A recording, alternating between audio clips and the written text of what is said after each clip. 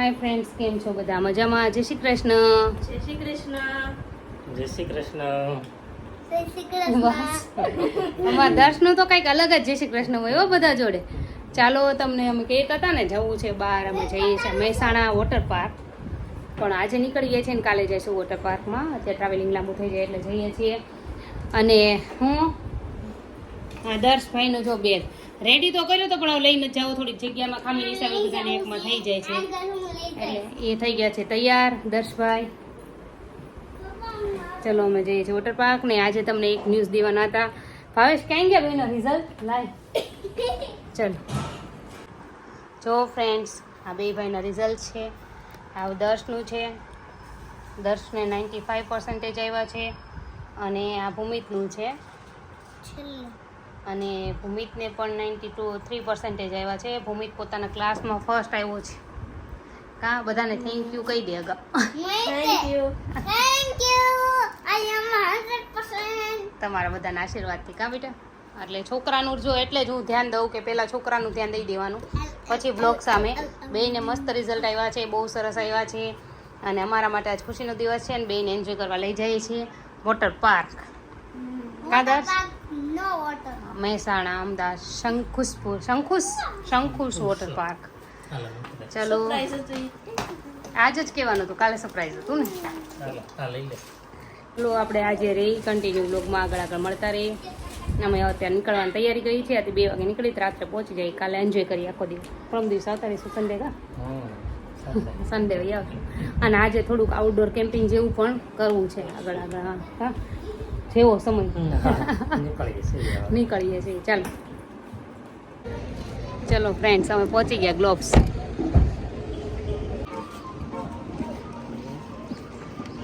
વૈભવભાઈ જય શ્રી કૃષ્ણ. ક્યાં પહોંચ્યા? ગ્લોબ્સ. ફેવરિટ સ્ટેન્ડ આવી ગયું છે બધાનું. શું ખાવું છે?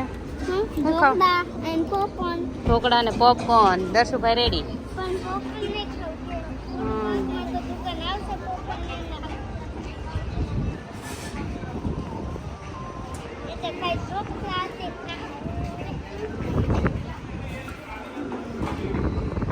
ચાલો ફ્રેન્ડ્સ, આજે ડાયટમાં રજા. અમે લઈ લીધી છે પાણીપુરી એન્ડ ઢોકળા. ભૂમિતની ભેળ આવે છે.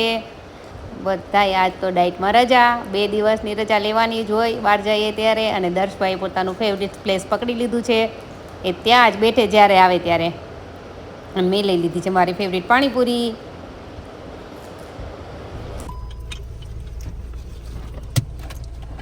બધાને દર્શુ શું ખાય છો? આઈસ્ક્રીમ. જય શ્રી કૃષ્ણ કહી દો.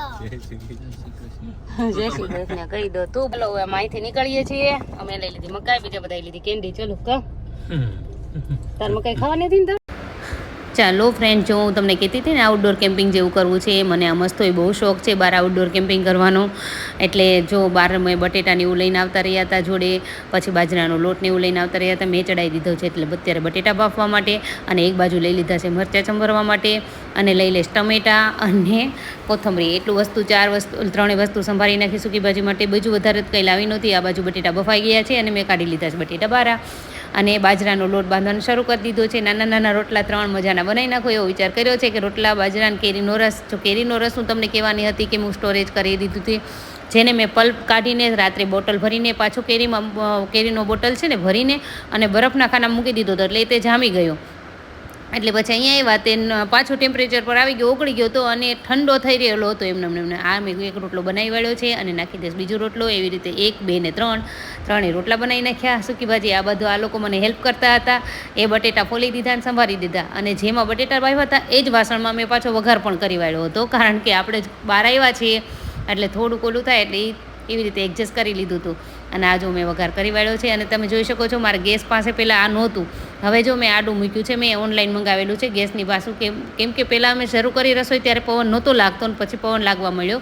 એટલે જે સ્ટીલનું બાજુમાં તમને બોર્ડર જેવું દેખાય છે ને એ આડું રાખવા માટેનું આવે છે, જે ફોલ્ડિંગ આવે છે. તે ફોલ્ડ પણ થઈ જાય છે અને વ્યવસ્થિત ગાડીમાં ઇઝીલી જગ્યા પણ રોકતું નથી અને પેક થઈ જાય છે. જો એટલે મેં આડું રાખ્યું છે. અને આ બાજુ મેં સૂકી ભાજીનો વઘાર પણ કરી વાળ્યો છે.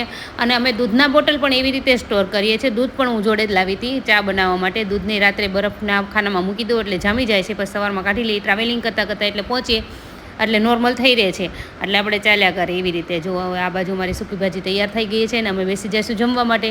ચાલો તમે પણ જમવા.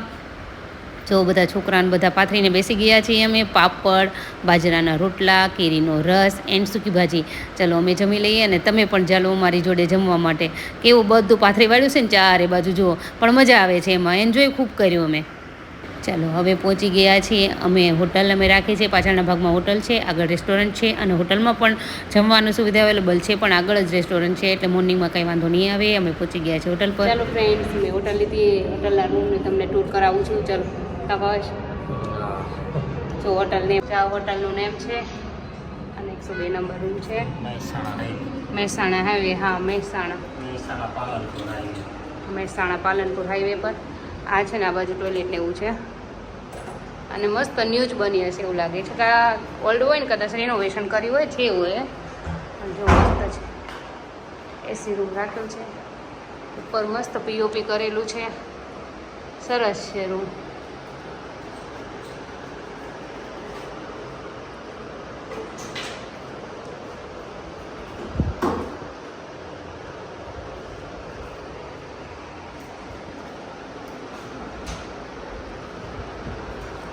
ટીવી બસ ને ચેતનભાઈની બધા બીજા રૂમમાં છે. ડસ્ટબિન છે, આ રીતનું કબટ છે.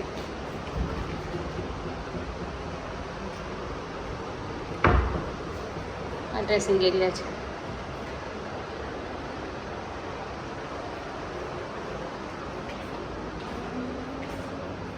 એની ટોયલેટ છે.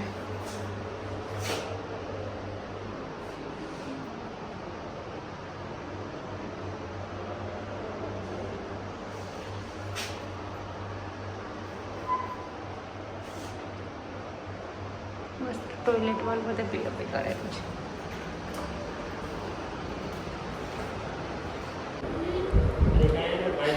ચાલો ફ્રેન્ડ્સ, પહેલાં તમારા પ્રશ્નના જવાબ આપી દઉં અને પછી અમે થઈ જાય ફ્રેશ ને થાકી ગયા છીએ ટ્રાવેલિંગ કરીને. હજુ આટલો વિડીયો એડિટિંગ કરીને નાખીશ, કાંઈ પણ નથી કરું. બધાના ઘણા પ્રશ્નના જવાબ છે.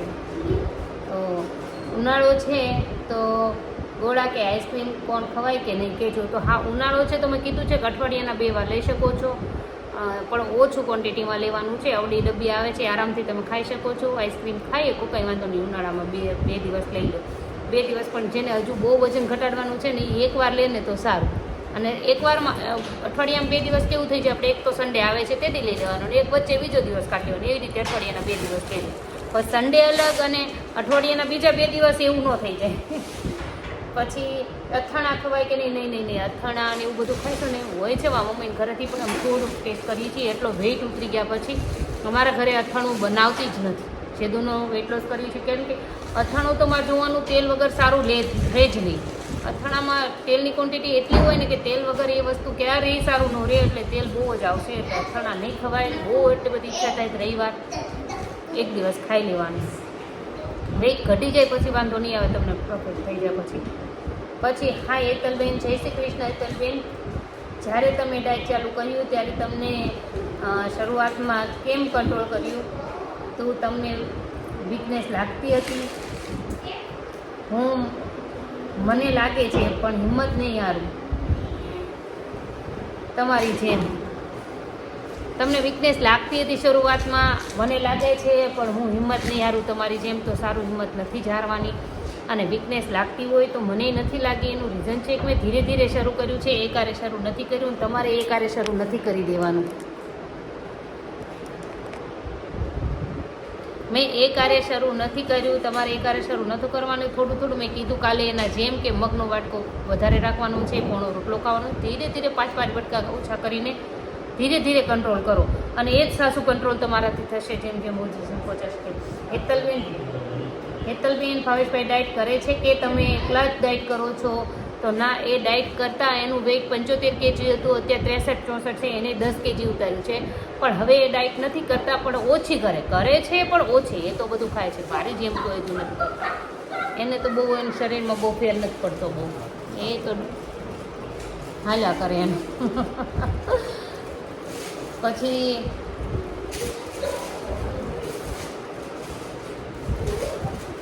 નાસ્તામાં બાફેલા ચણા ખવાય તો બાફેલા ચણા નહીં ખાવ તો સારું, ચણા વજન વધારશે, ચણા વજન વધારશે, ચણા નહીં ખાતા. અને હેતલબેન કિચન પર જે સ્ટેન્ડ છે તે ઓનલાઈન મંગાવ્યા હતા, કેટલામાં આવ્યા હતા એ સ્ટેન્ડનું મને આઈડિયા નથી. કયું મારું મસાલાદાની ને વેલણ પાટલી પડ્યું છે એ કોર્નરમાં છે એ સ્ટેન્ડ જ વાત કરો છો કે જે બીજા સ્ટેન્ડ બધા મારા વાસણ પડ્યા રહે છે એ? તો જે વાસણ પડ્યા રહે છે ને એ સ્ટેન્ડ છે ને, જે ચમચી વાટકા ચમચા ને એવું બધું એ મેં છે ને ઓફલાઈન લીધેલા છે અને એ પાલિતાણામાંથી જ લીધા છે, અમારા મેગામાર્ટમાંથી. 800 રૂપિયાની એક ગ્રીલ આવેલી છે, 3ની છે. એ કેવું છે કે અત્યારે ઈરાકી ફર્નિચર થશે ને પછી એમાં કાંદા ડુંગળ લસણ ને એવું જ રહેવાનું છે, એના માટે જ લીધી હતી પહેલાં. પણ અહીંયા આવ્યા ને એટલે મેં ઘરનું બનાવ્યું, પછી અમારું ફર્નિચર હજુ નથી થયું એટલે એમાં યુઝ કરું છું. અને જે કોર્નરમાં છે ને મસાલું ને એવું મૂકવા માટે છે, વેલણ પાટલી મૂકવા માટે, એ મેં ઓનલાઈન મંગાવેલું છે. એ આઈ થિંક એ 700-800 આસપાસ આવેલું છે કા, એ બહુ આઈડિયા નથી મને. પછી મારા વાળ બહુ ઉતરે છે, હેતલબેન શું કરું? તો તમે મગ વધારે લેજો, પ્રોટીન વધારે લેજો. પ્રોટીન જેટલું લેશો ને એટલું વાળ નહીં ઉતરે અને સ્ટે થઈ જશે. કોઈ કે વેટ લોસ કર્યો ને એમાં મેં આ ડાયટ કીધી ને એટલે એમને મગ વધારે ખાધા ને તો એને વાળ ઓછા ઉતર્યા છે. તો ખાસ તમે એ કરજો. આ ટ્રાવેલિંગમાંથી આવવાના એટલે થોડુંક આ ટ્રેન ભાવે સ્કીમો કરજો. તો તમારા બધાના પ્રશ્નોના જવાબ હવે આવી ગયા છે. જો કોઈનું બાકી રહી જતું હોય તો કમેન્ટ જરૂર કરજો. અને આજે હું ટ્રાવેલિંગમાં હતી એટલે સવારના તમને આન્સર નથી દેવાના, રાઇટિંગમાં જેને દેવાના હતા એ અત્યારે આપ્યા છે અને સ્પીક કરીને અત્યારે આપું છું. તો તમારે જે કોઈને બાકી હોય પૂછવાનું હોય જરૂર મને કોમેન્ટ કરજો. અને અમારો આ વિડીયો તમને ગમ્યો હોય તો લાઇક શેર સબસ્ક્રાઈબ જરૂરથી કરજો. અને કાલે અમે તમને વોટર પાર્કમાં મળીશું. જો